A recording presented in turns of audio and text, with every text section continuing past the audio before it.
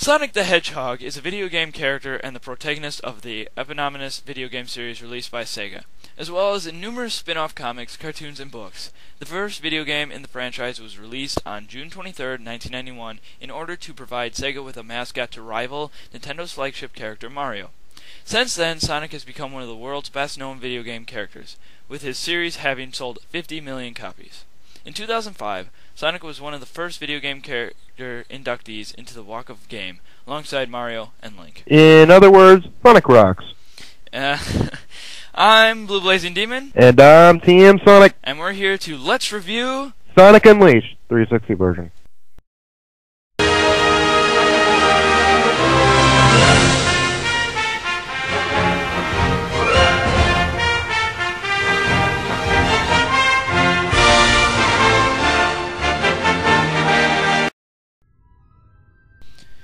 Alright guys, welcome to Let's Review Sonic Unleashed. We're going to be reviewing 5 main areas. We're going to be reviewing overall score, gameplay, controls, graphics, and sound. We're going to start with gameplay, and to basically kick it off, here's TM with the story of the game. Sonic Unleashed begins with Sonic confronting Dr. Eggman at the end of an untold story. Sonic attacks Dr. Eggman and his robot army in an all-out battle in the midst of an Eggman battleship fleet. Sonic then transforms into Super Sonic and confronts Eggman, who is beginning to beg for his forgiveness. Suddenly, Eggman sets a trap on Super Sonic and drains the power from him and the Chaos Emerald and transfers it to a large cannon aimed at Earth. Eggman fires a beam at the planet, splitting it into many pieces, and unleashes a beast by the name of Dark Gaia. As a result, Sonic becomes cursed by the Dark Gaia energy and transforms into a furry beast by the name of Werehog. Eggman scolds Sonic's new look and sends him towards the Earth in this furry form. Sonic lands near a small creature who is quickly surrounded in mystery as the name is given to him, Chip. Now Sonic and Chip, with the assistance of Tails, must cross the globe, restoring the Chaos Emeralds to each continent's temple while configuring the secret behind Chip before Dr. Eggman unleashes his tyranny across the globe with his newly acquired Dark Gaia enhancement. So, Blue, what do you think about Sonic Unleashed's story? I liked it. I mean, it really helped and brought a lot to the gameplay of the game. I mean, I enjoy watching every cutscene whenever I play the game. Sonic, for once, doesn't have that nasally, annoying voice like in previous games. It's more or less, it basically moved the game along. I mean, it's no Final Fantasy story, nowhere near, but it fits Sonic's title, you know? Yeah. Sonic doesn't need a good story. It just needs a story that fits its series type, and it works. It works. To me, I feel though it's still pushing away from the old stories of the old games, where it was Eggman always after the Chaos Emeralds because they supposedly have infinite power. Instead, he's always got some side story why he wants them. So, I mean, yeah, it's a good alternative though, definitely.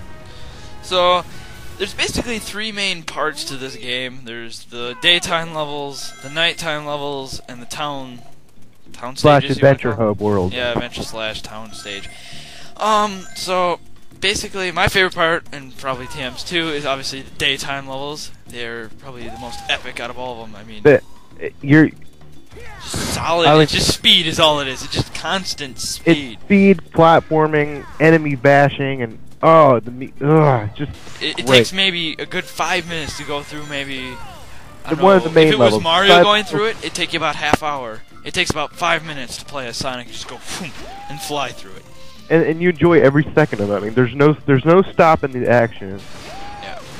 The only problems I have with the daytime stages is the controls are a bit gimpy, but we'll get back to that later. That's a whole nother subject. And sometimes the level controls on its own, but that's a very rare point. I personally, the only thing I have against it is when I'm either playing a daytime level or nighttime. This is pretty good transition to that, is the camera. The camera pisses the fuck out of me when all of a sudden you'll be going one way and it just all of a sudden rotates 180 and the controls go wee. Yeah, well, I'm a Sonic fan. I'm used to that, so. Yeah, well, Sega, I think it's time to come to times and learn to get a good camera angle. I mean, come on, it's not that hard. I agree. But for what it is, the camera works pretty well with the new engine. The flip from 3D to 2D is actually pretty nice. I agree. I mean, the transitions are good, but I feel when I'm platforming that it fucks up a lot. So yeah, that's my only problem with it. Well, I guess next is the nighttime stages, which everybody seems to hate. I don't see why. I mean, I'm a beat-em-up guy, so I kind of like that. See that in a Sonic game. I have a lot of fun when I play them. I mean, I know it's not a Sonic game. I mean, you could almost, I don't know how you put it. You could almost say it's part of a side series. It's really not Sonic. It's something else, really. Yeah, definitely.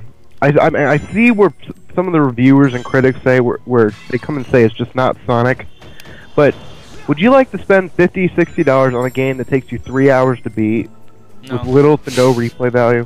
No. Really? I mean, yeah. Sure, they can make it 40, but I don't know if I'd still pay that. Yeah. And I understand why they put the Werehog nighttime stages in to enhance the gameplay, make it longer. And to be honest, the Werehog is actually enjoyable. It's not one of those thrown-in, half-assed modes. It's well thought out. The combos are astounding to watch, and you just sometimes remind yourself that you're playing God of War or something. Yeah, it's and this is a guy that comes from playing the PS3 a lot, in which I have a lot of beat 'em ups. I like Dynasty Warriors, and that it's really fluent. It really is. It's not difficult at all to really get into. I only have one problem, which is the platforming. Sometimes the jumps aren't just right. The grabbing kind of, I don't know. It's you got to be it perfectly doesn't stick precise. as well sometimes. Sometimes just, you can't grab on the thing. Yeah, it just pisses me off, and I'm trying to go for that S rank, and all of a sudden I'm about to get it. I go to grab a ledge, and he doesn't grab the fucking ledge, and I fall and die. It's like, there's also a couple other little problems with it. I mean, some of the levels can be long at first, but when you go back later, you can blaze through them no problem. yeah, it's really not that bad. It can And the be a lot controls are worse. sometimes a little wonky when you sprint, but we'll get back to that later. And the final part of gameplay, which is the adventure stages. Now, to me, this is the absolute worst of the whole game. I find it to be the most boring part of the whole game. I mean, all you do is you walk around. I have to disagree with you on that, actually. I actually enjoy the town stages. They give me the game a nice adventure feel to it. But see, the town stages, it makes it more feel like Mario. I mean, I enjoy that, jumping from world to world, and that I like, being able to go from world to world just like Mario. But it's not Sonic. Sonic used to be just go. I mean, if you want to make a hub world, that's fine. Just I don't like the adventures because I feel they're slow, they're choppy. I know you don't like the hub worlds, but I just feel like they give the game more of an open feel to it, usually. I mean, each hub world has a town stage which you walk around, talk to people, and then every hub world has like an action part to it, where you can go around, get some rings, beat up a few enemies. Yeah. That part's enjoyable. The nice thing, though, that they did do with the adventures, I know they had town missions in other games, but the town missions aren't so bad. There's not so many of them in other games, or not other games, in this game, to be exact. There's more or less, there's a lot of variety. You can go around, you can just basically do anything in town worlds. I do like that. You could just go and explore, which makes for a very good platformer. So.